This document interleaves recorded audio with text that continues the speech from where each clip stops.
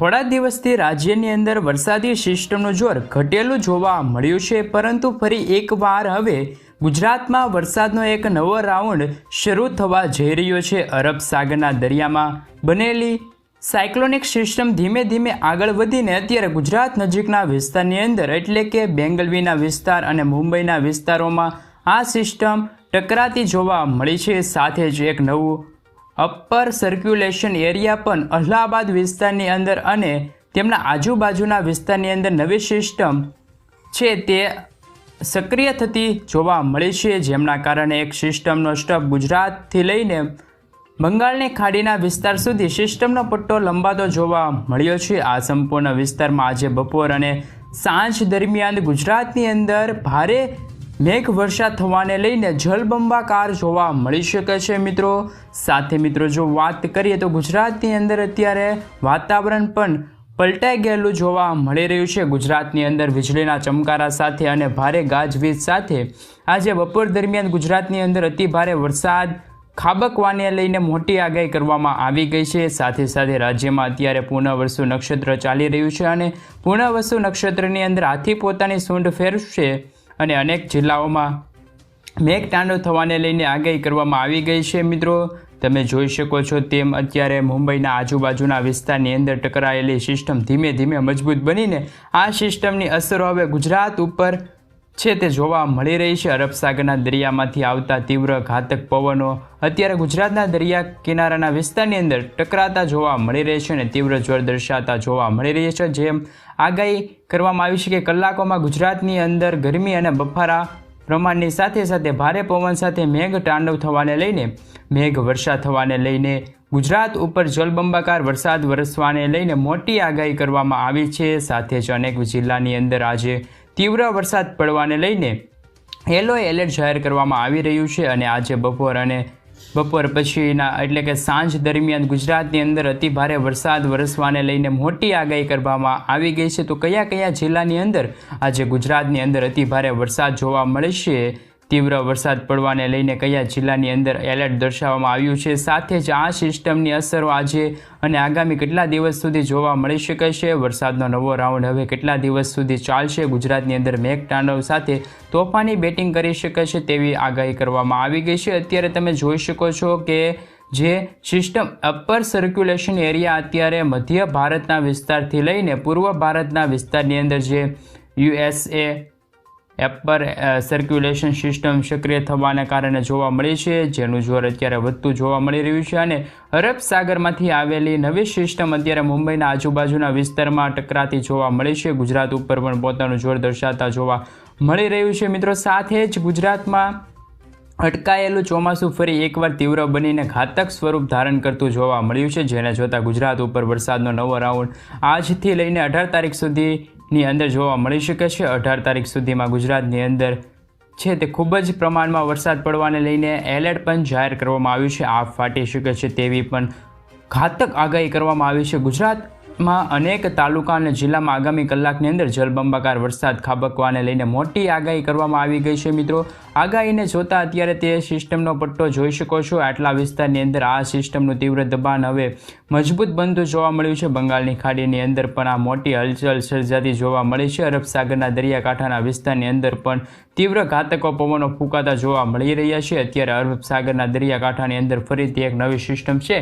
જે સક્રિય થઈને ગુજરાતના દરિયાકાંઠાના વિસ્તાર સુધી પહોંચતી જોવા મળી રહી છે। મિત્રો ખાસ કરીને જો તમે આ ચેનલ પર જો નવા આવ્યા છો તો ચેનલને સબસ્ક્રાઇબ કરવાનું ભૂલતા નહીં, સાથે આજનો હવામાન સમાચારનો વિડીયો છે તેને અંત સુધી જોજો। આજે સૌરાષ્ટ્રની અંદર દરિયાકાંઠાના વિસ્તારની અંદર સિસ્ટમનું તીવ્ર જોર વધતું જોવા મળ્યું છે, જેને જોતા આજે ભાવનગરની અંદર, બોટાદના વિસ્તારની અંદર, જસદણ અમરેલી વિસ્તારની અંદર, જૂનાગઢના વિસ્તારની અંદર, ગોંડલ, રાજકોટ, ચોટીલા પંથકોની અંદર સાથે સાથે જેના આજુબાજુના વિસ્તારની અંદર જામનગર, મોરબી, સુરેન્દ્રનગરની અંદર આજે સૌરાષ્ટ્રના આટલા વિસ્તારમાં છે તે બપોર દરમિયાન અને બપોર પછી મેઘમહેર જોવા મળી શકે છે।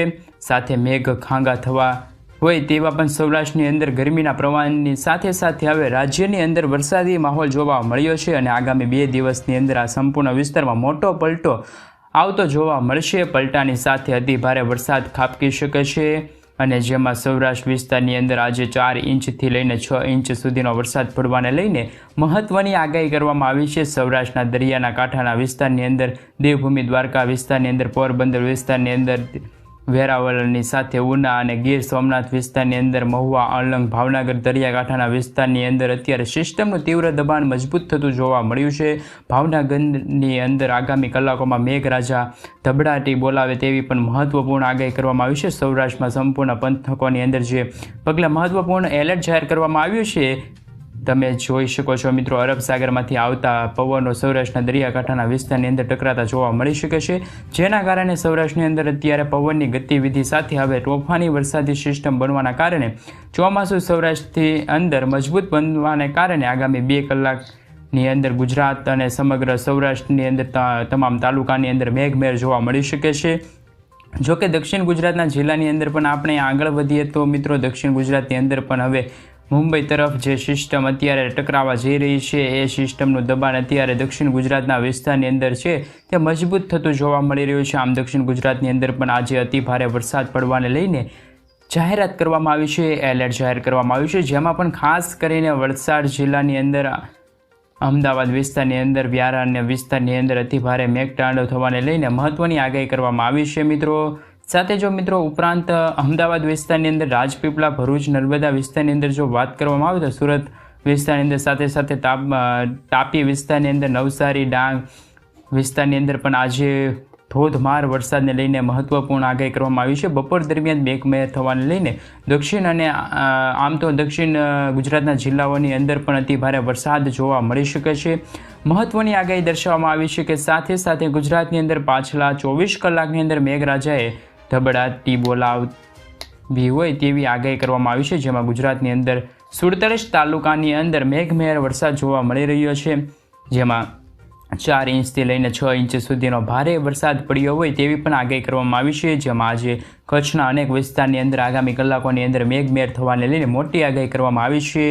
હાલ અત્યારે જોર વધારે જોવા મળી રહ્યું છે અરબ સાગરમાંથી આવી રહેલા પવનોનું, જેમાં કચ્છની અંદર પણ ગાંધીધામ, રાપરા, ખાવડાની સાથે બારડોલી પંથકોની અંદર, માંડવીની સાથે નડિયાદ, લખપત દરિયાકાંઠાના વિસ્તારની અંદર આગામી 3 કલાકની અંદર મેઘમહેર જોવા મળી શકે છે. અતિભારે વરસાદ ખાબકવાને લઈને મોટી આગાહી કરવામાં આવી છે. કચ્છના વિસ્તારની અંદર પણ હાલ દર્શાવવામાં આવી રહી છે. ઉપરાંત મધ્ય ગુજરાતના જિલ્લાની અંદર માહિતી મેળવીએ તો આ મધ્ય ગુજરાત જિલ્લાની અંદર પણ પવનની તીવ્રતા સાથે અત્યારે વરસાદ વરસેલો જોવા મળી રહ્યો છે. આગામી કલાકોની અંદર છે તે ગુજરાતની અંદર મેઘમહેર જોવા મળશે. મધ્ય ગુજરાતની આ સિઝનનો સૌથી ઓછો વરસાદ અને મધ્ય ગુજરાતના વિસ્તારમાં ખાબકેલો જોવા મળ્યો છે. આ સિઝનનો 15% સુધીનો વરસાદ આ વખતે સૌથી ઓછો વરસાદ મધ્ય ગુજરાતના જિલ્લાઓમાં પડેલો જોવા મળ્યો છે, જેમાં મધ્ય ગુજરાતની અંદર આજે ભારે પવનને લઈને મહત્ત્વની આગાહી કરવામાં આવી છે. ગુજરાતના વાતાવરણમાં એકાએક પલટો આવ્યો છે. ગુજરાતના વાતાવરણમાં પલટો આવવાના કારણે આજ બપોરથી લઈને સાંજ દરમિયાન ધોધમાર વરસાદ પડી શકે છે. વીજળીના કડાકા સાથે આજ મેઘમહેર જોવા મળી શકે છે. મિત્રો, ખાસ કરીને વાત કરીએ તો રાત્રિ દરમિયાન હાલ ગુજરાતની અંદર મેઘતાંડવ થવાને લઈને મહત્ત્વની આગાહી કરવામાં આવી છે. ગુજરાત રાજ્યમાં આજ રાત્રિ દરમિયાન મેઘમહેર જોવા મળી શકે છે. તેમાં ખાસ કરીને જે દક્ષિણ ગુજરાતના વિસ્તાર છે, સૌરાષ્ટ્રના દરિયાકાંઠાના વિસ્તાર છે, ભાવનગર લાગુ વિસ્તાર, મહુવા લાગુ વિસ્તાર, ઉના, અમરેલી લાગુ વિસ્તાર છે, દીવ, સોમનાથ લાગુ વિસ્તારના છે, દ્વારકા વિસ્તાર છે, જૂનાગઢ, ખાસ કરીને જૂનાગઢમાં આજ મેઘમહેર જોવા મળી શકે છે. સાથે સાથે રાજકોટમાં પણ આજ 2 થી 3 ઇંચ સુધીનો રાત્રિ દરમિયાન વરસાદ વરસી શકે છે તેવી મહત્ત્વની આગાહી કરવામાં